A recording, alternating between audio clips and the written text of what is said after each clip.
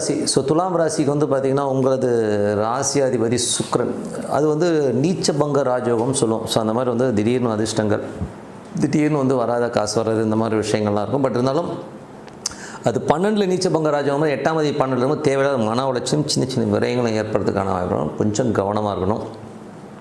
அதுக்கப்புறம் பார்க்கும்போது உங்களுக்கு 2 மற்றும் 7ஆம் அதிபதியான செவ்வாய் ராசியில் வந்து திருமணம் கைகூடி வர சுப நிகழ்ச்சிகள் நடத்துறதுக்கான வாய்ப்புலாம் இருக்குது. அதுவும் குருடைய சாரத்தில் இருக்கும்போது சுப நிகழ்ச்சிகள் சம்பந்தமான விஷயங்களுக்காகவோ வியாபார ரீதியான விஷயங்களும் பிரயாணம் பண்ணுறமான விஷயங்கள் நிறையா இருக்கும்.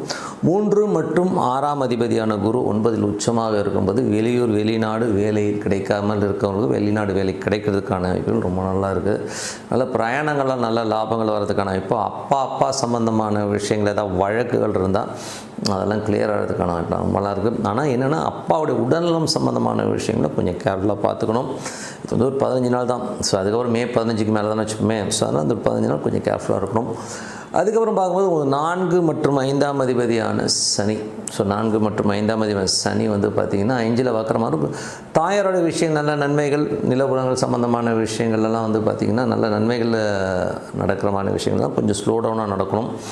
அதே மாதிரி வந்து பார்த்திங்கன்னா உங்களது 5ஆம் அதிபதி 6இல் இருக்கும்பொழுது குழந்தைகளோட விஷயங்கள்லாம் அற்புதமாக இருக்கும். குழந்தைகள் அடுத்த கட்டத்துக்கு போகிறதுக்கான இருக்கும். ஆனால் குழந்தைகள் பேச்சுக்கள் கொஞ்சம் பிடிவாதமாக இருக்கிற ஃபீலை கண்டிப்பாக ஏற்படுத்தும்.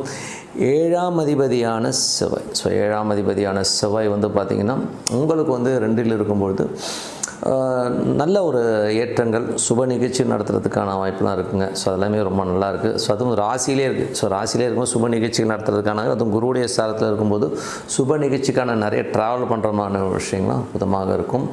8ஆம் அதிபதி பரிவர்த்தனை 12இல் இருக்கும்போது எதிரிகள் சம்மந்தமான விஷயம், தேவையில்லாத ஒரு மன உளைச்சலால் கொஞ்சம் ஸ்ட்ரெஸ்ஸஸ் இருக்கிறதுக்கான கொஞ்சம் கவனமாக ஹேண்டில் பண்ணுறது ரொம்ப ரொம்ப நல்லது. ஏன்னா வந்து இது வந்து 8ஆம் அதிபதியாக இருந்தும் ஒரு பரிவர்த்தனையும் 12இல் போகும்போது கொஞ்சம் வந்து ஒரு ஸ்ட்ரெஸ்ஸஸை கொஞ்சம் கொண்டு வந்துடும். ஸோ அதனால் கொஞ்சம் கவனமாக இருக்கிறது ரொம்ப ரொம்ப நல்லதுங்க.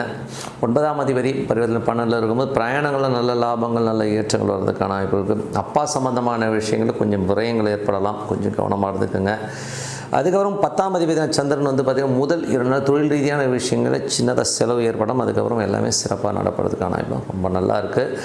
ஸோ அதுக்கப்புறம் பார்க்கும்போது 11ஆம் அதிபதியான சூரியன் உங்களுக்கு வந்து ராசியிலே நீச்சமாகும்போது லாபங்கள் நிறையா இருந்தாலும் கொஞ்சம் வருத்தங்கள் இருக்கும். மூத்த சகோதர சம்பந்தமான விஷயங்கள், நண்பர்கள் விஷயங்களில் சின்ன சின்ன வருத்தங்கள் வர்றதுக்கான வாய்ப்புகள் கொஞ்சம் கவனமாக இருந்துக்கணுங்க.